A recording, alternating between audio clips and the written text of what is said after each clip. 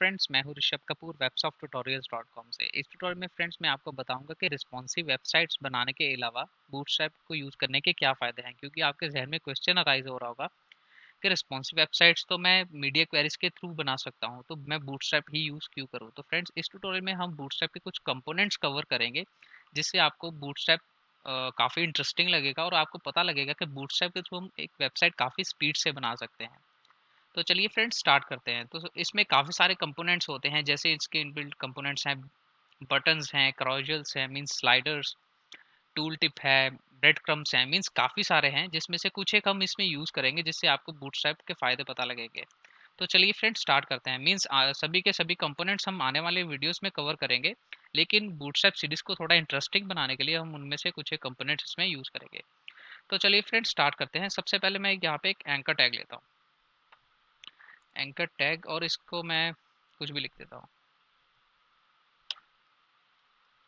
Hello world. तो मैं इसको ब्राउज़र में खोलता हूँ। तो आप देख रहे हैं हमने एक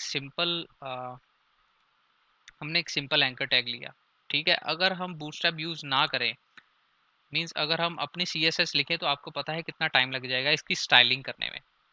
तो अब मैं क्या करता हूँ, एंकर टैग को एक क्लास दे देता हूँ, BTN। अब मैं रिफ्रेश करूँगा तो इसके बाद एक और क्लास दूंगा, BTN डिफ़ॉल्ट। मींस ये इनबिल्ट क्लासेस हैं बूटस्ट्रैप की, जिसको आप यूज़ कर सकते हैं, जिससे कि आपकी वेबसाइट बनाने की स्पीड काफ़ी बढ़ जाएगी। अब मैं रिफ्रेश करता हूँ तो आप देखेंगे ये एक बटन बन गया। तो अब हम इस बटन के डिफरेंट डिफरेंट कलर्स भी दे सकते हैं। सपोज अगर मैं इस बटन को ब्लू कलर में चाहता हूँ, तो मैं यहाँ पे लिखूंगा BTN प्राइमरी। तो मैं इसको रिफ्रेश करता हूँ तो आप देखेंगे ये ब्लू कलर में आ गया। अग- तो इसका ये फ़ायदा हुआ, एक तो हमने एंकर टैग यूज़ किया, और एंकर टैग को हमने एक स्टाइलिंग दे दी बटन की। इसी तरह से हम बटन को भी यूज़ कर सकते हैं। मैं यहाँ पे जैसे लिखता हूँ इनपुट टाइप बटन, और वैल्यू में दे देता हूँ दिस इज बटन। और अगर मैं इसको रिफ्रेश करूँगा तो आप देखेंगे ये एक सिंपल बटन है। अगर मैं इसको क्लास दे देता हूँ, ये सेम क्लास BTN, मैं इसको इन्फो क्लास देता हूँ, BTN इन्फो। तो अब आप देखेंगे क्या डिफरेंस होगा। तो ये स्काई ब्लू कलर में आ गया।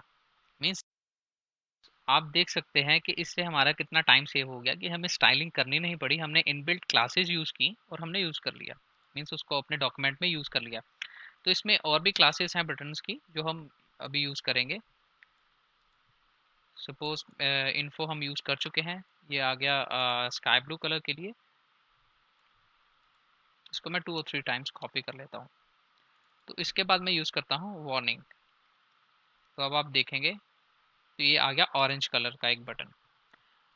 तो अगर मैं यहाँ पे एक और क्लास यूज़ करता हूँ जिसका नाम मैं देता हूँ डेंजर, तो आप देखेंगे ये आ गया रेड कलर में। तो फ्रेंड्स, इसी तरह से अगर मैं ग्रीन कलर यूज़ करना चाहता हूँ, तो मैं इसके लिए क्लास यूज़ करूँगा BTN हाइफन सक्सेस। तो मैं ब्राउज़र में जाता हूँ और रिफ्रेश करता हूँ तो आप देखेंगे ये ग्रीन कलर में हो गया। तो ये तो हो गया बटन्स के लिए, मीन्स बटन्स की क्लासेस, जिसको हम एंकर टैग्स पे भी यूज़ कर सकते हैं। और आने वाले ट्यूटोरियल में बताऊंगा कि इन क्लासेस को हम और कैसे यूज़ कर सकते हैं। तो इसके बाद हम बात करते हैं इमेजेस की। तो चलिए फ्रेंड्स, अब हम इमेजेस के साथ वर्क करते हैं। तो सबसे पहले मैं यहाँ पे एक इमेज इंक्लूड कर लेता हूँ अपने डॉक्यूमेंट में। आप कोई भी इमेज यूज़ कर सकते हैं, मेरे पास एक इमेज है तो मैं वही यूज़ कर लेता हूँ। मैं रिफ्रेश करता हूँ तो ये इमेज है जिसको हम यूज़ करेंगे, और मैं बाकी का कंटेंट जो है वो मैं डिलीट कर देता हूँ। मैं रिफ्रेश करता हूँ तो आप देखेंगे ये हमारे पास इमेज है। अब मैं स्क्रीन को श्रिंक करता हूँ तो आप देखेंगे इमेज रिस्पॉन्सिव नहीं है, क्योंकि नीचे एक स्क्रोल बार आ गई है। इसका मतलब ये इमेज रिस्पॉन्सिव नहीं है, तो इसको हमारे को रिस्पॉन्सिव बनाना पड़ेगा। तो हम बूटस्ट्रैप में इसको काफ़ी इजीली कर सकते हैं।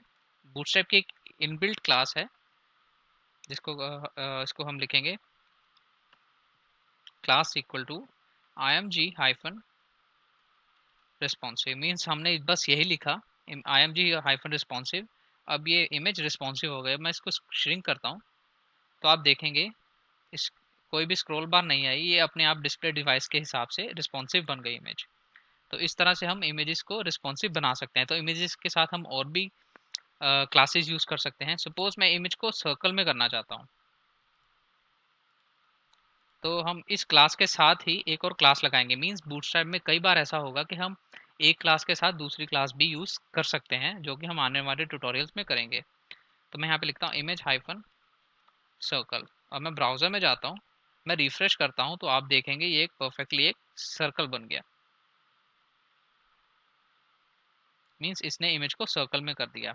तो इसी तरह से इमेजेस के साथ हम और क्लासेस भी यूज कर सकते हैं। जैसे मैं यहाँ पे लिख देता हूँ सर्कल को हटा के राउंडेड। मींस सर्कल और राउंडेड आप एक साथ यूज नहीं कर सकते। मींस आप एक रिस्पॉन्सिव इमेज को सर्कल कर सकते हैं, उसको राउंडेड कर सकते हैं। मींस लेकिन आप एक ही इमेज को राउंडेड और सर्कल दोनों इकट्ठे नहीं कर सकते। मैं रिफ्रेश करता हूँ, तो आप देखेंगे इसके जो एजेस हैं वो थोड़े रेडियस है उसमें। तो मींस इसने इसको थोड़ा जो एजेस है इसके राउंडेड कर दिए, तो आप देख सकते हैं। अब इसके बाद हम यूज करते हैं अगली क्लास जो है thumbnail. Thumbnail image responsive hyphen image hyphen thumbnail. अब मैं इसको रिफ्रेश करता हूँ, तो आप देखेंगे यहाँ पे एक वाइट कलर ग्रेश कलर का बॉर्डर आ गया। मींस ये इसने इसको थंबनेल टाइप इमेज बना दिया। तो मींस इस तरह से हम इमेजेस के साथ बूटस्ट्रैप में वर्क कर सकते हैं। तो चलिए फ्रेंड्स, अब हम नेविगेशन की बात करते हैं। फ्रेंड्स, आपको पता है कि नेविगेशन को डिज़ाइन करने में काफ़ी टाइम लग जाता है। यहाँ पे मैं पहले ये कंटेंट डिलीट कर लेता हूँ।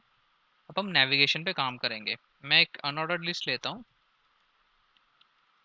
अलाइट 5। उप्स।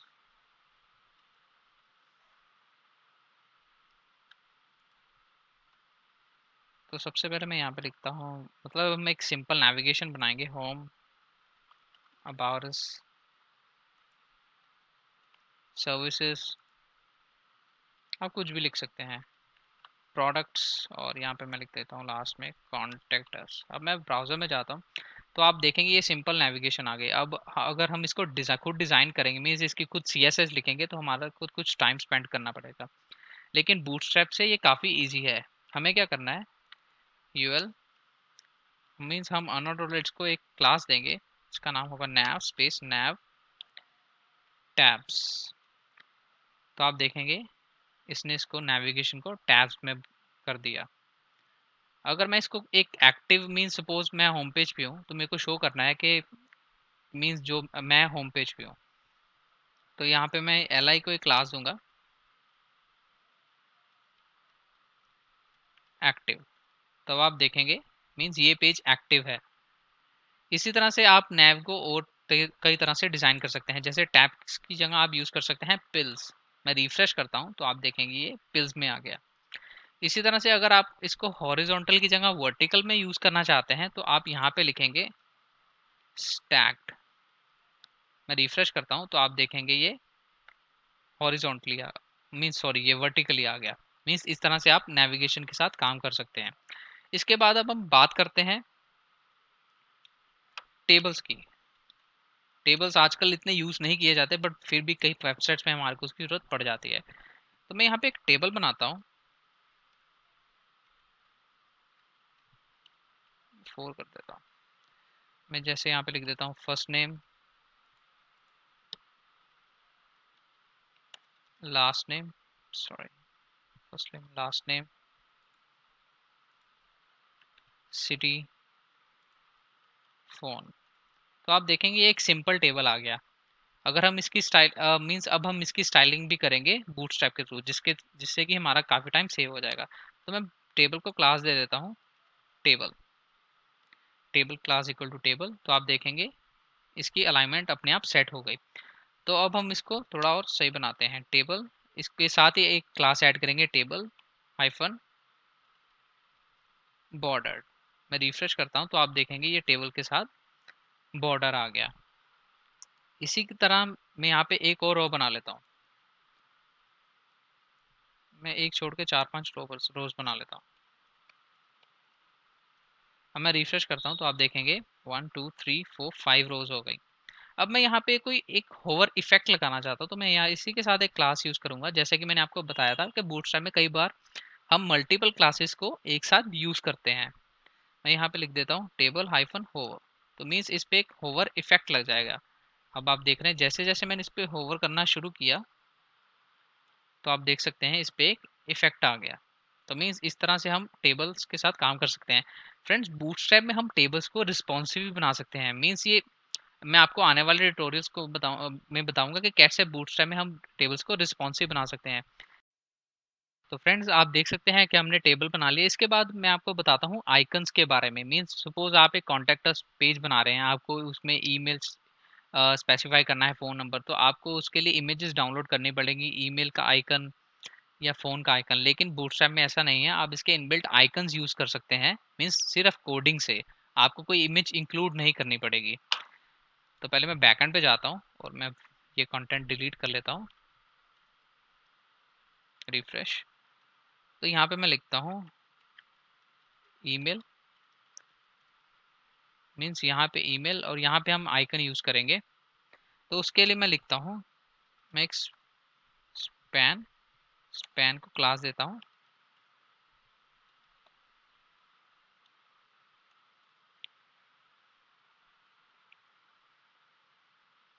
ये आ गया glyph icon space glyph icon hyphen envelope.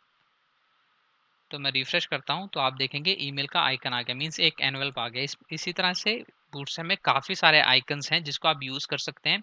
आप इसकी कलरिंग भी कर सकते हैं। मीन्स राइट नाउ ये ब्लैक कलर में है, आप इसको रेड ग्रीन या मीन्स अपने वेबसाइट के डिज़ाइन के हिसाब से इसका कलर भी चेंज कर सकते हैं। तो हम कुछ और आइकन्स भी यूज़ करते हैं, जैसे एनवेलप की जगह मैं यूज़ करना चाहता हूँ एप्पल एप्पल। तो आप देखेंगे यहाँ पे एप्पल आ गया। तो फ्रेंड्स इस तरह से बूटस्ट्रैप में काफ़ी सारे और कंपोनेंट्स हैं, जैसे स्लाइडर्स है, ब्रेड क्रम्स हैं, प्रोग्रेस बार है, पॉपअप्स हैं, जो कि आप अपने वेबसाइट में यूज़ कर सकते हैं, जो कि हम आने वाले वीडियो सीरीज़ में यूज़ करेंगे। मीन्स मेरा अभी यही मकसद था कि मैं आपको इसके थोड़ा इंट्रोडक्शन दे दूं ताकि आपको बूटस्ट्रैप थोड़ी इंटरेस्टिंग लगे। अभी आपको ये क्लासेस यूज़ करने में थोड़ी मुश्किल आएगी क्योंकि अभी आपने इतना यूज़ नहीं किया है। जैसे जैसे आप इसको यूज़ करेंगे, आने वाले वीडियोस में हम इसको यूज़ करेंगे, तो आपको ये मीन्स आपको इसके नाम याद होने शुरू हो जाएंगे और आप इसको काफ़ी ईजिली अपनी वेबसाइट में यूज़ कर पाएंगे। ये वीडियो थी कि बूटस्ट्रैप को रिस्पॉन्सिव वेबसाइट बनाने के अलावा और उसके क्या फ़ायदे हैं। तो फ्रेंड्स आने वाले वीडियो सीरीज में हम ये सारे टॉपिक्स कवर करेंगे। तो फ्रेंड्स नेक्स्ट ट्यूटोरियल में मिलते हैं। अगर आपके जहन में अभी भी कोई क्वेश्चन अराइज हो रहा है तो आप वीडियो के नीचे कमेंट कर सकते हैं। मेरे चैनल को सब्सक्राइब करना ना भूलें, तो आपको मेरे आने वाले वीडियोज़ के बारे में अपडेट्स मिलती रहें। हम नेक्स्ट ट्यूटोरियल में मिलते हैं।